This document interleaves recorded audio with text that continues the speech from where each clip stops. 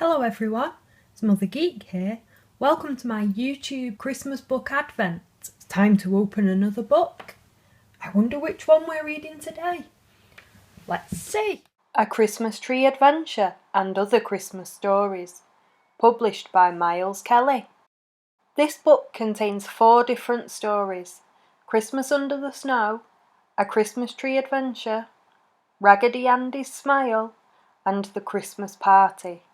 Today I'm just going to be reading the story which is featured on the cover, A Christmas Tree Adventure. A Christmas Tree Adventure, an extract from Captain Ted by Louis Pendleton. Everything was ready for Christmas at home. Mince pies, fruit cake, a fat turkey hanging out in the cold. And no doubt the as yet mysteriously reserved presents would be plentiful and satisfactory. Only a tree was still needed, and Ted and Hubert were to get it. So they tramped up the long hill at the back of the Ridgway farm, towards the woods of evergreens and leafless maples. The landscape as far as the eye could see was white with snow, but its depth, except in drifts, was only about 2 inches. Ted dragged a sled with rope to strap the tree on. Hubert trudged beside him carrying a heavy sharp hatchet. Aunt Mary said we must get a good one, small size, and I'm going to hunt until we do, said Ted. About 2/3 of the way up the long white stretch of hillside, the boys paused on the brink of a pit that had been dug years before by a thick-witted settler in a hopeless quest for gold. The snows of the windy hillside had drifted into it until the bottom was deeply covered.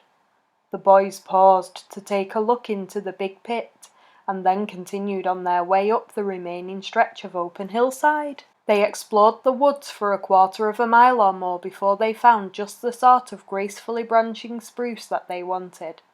In no great while it was cut down, the spreading branches were roped in, and the trunk tied on the sled, which was then dragged out into the open. The long descent towards the distant farmhouse was gradual enough to make sledding safe. Ted declared that the easiest way to get down with their load was to slide down, and Hubert agreed. But we'd better look out for that pit, added Hubert. Oh, we'll aim so as to leave that away to one side, said Ted confidently, and so they did. After a running start, Ted leapt on the sled, straddling the trunk of the Christmas tree, and Hubert flung himself with a shout onto the branches. Away they went, shouting happily, now quite forgetting the pit in their excitement. They only laughed when they bumped into a snow-covered obstruction and were swerved to the left of their intended course. They laughed again when another bump carried them still further to the left. A third mishap of the same kind awoke Ted to the danger, but too late.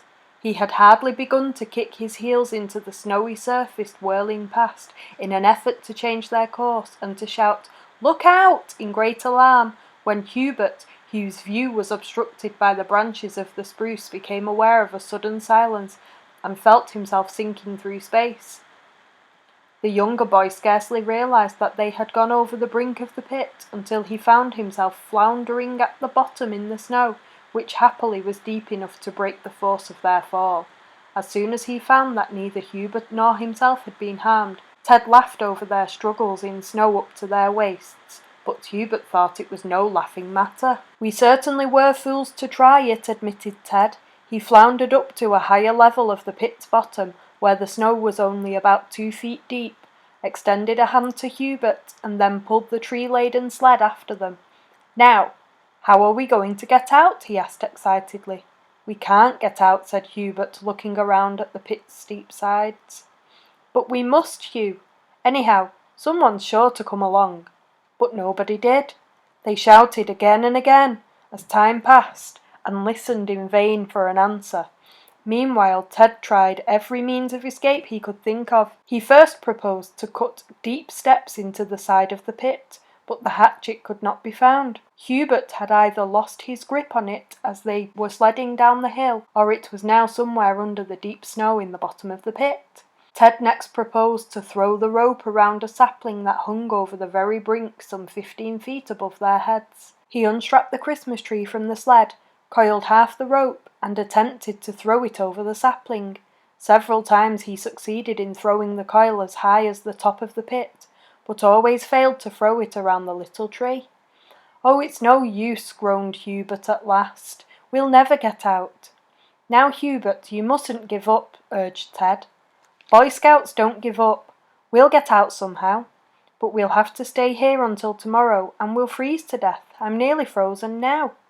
"Hubert, you quit that," rebuked Ted. "Jump up and down and swing your arms if you're cold, but don't do the baby act."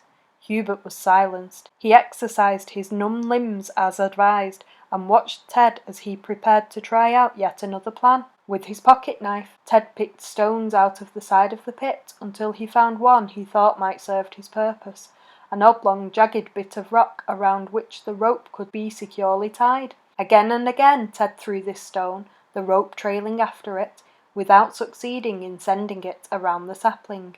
The sun had set, and Hubert's teeth chattered.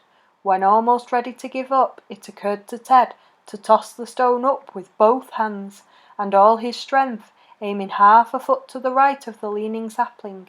This carried the stone higher than it had gone before, and, at the second trial, it struck the incline above the tree, rolled, and came down on the other side, carrying the rope around the trunk and bringing it within reach of Ted's hand. He drew it down and tied the two ends together.